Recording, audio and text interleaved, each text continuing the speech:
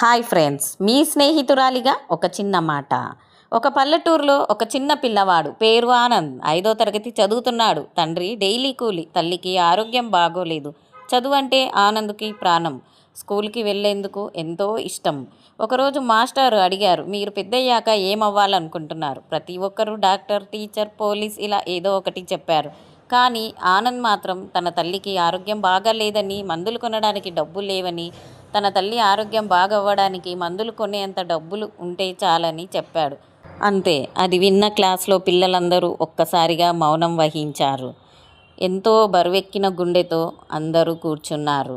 అతడు ప్రతి పరీక్షలో మొదటి స్థానం. కానీ ఇంట్లో ఆర్థికంగా బాగా కష్టాలు. ఒకసారి అమ్మకు ఆపరేషన్ చేయవలసిన పరిస్థితి వచ్చింది. కానీ డబ్బు లేదు. అప్పుడు ఆ సమయంలో ఆనంద్ ప్రభుత్వ ప్రధాన కార్యదర్శి గారికి ఒక లేఖ రాశాడు. సార్, ఇలా మా అమ్మకి బాగోలేదండి. నేను బాగా చదువుకుంటున్నాను. మీరు దయచేసి ఒక దేవుడిలాగా వచ్చి మా అమ్మకి ఆపరేషన్ చేయించాలని కోరుకుంటున్నాను.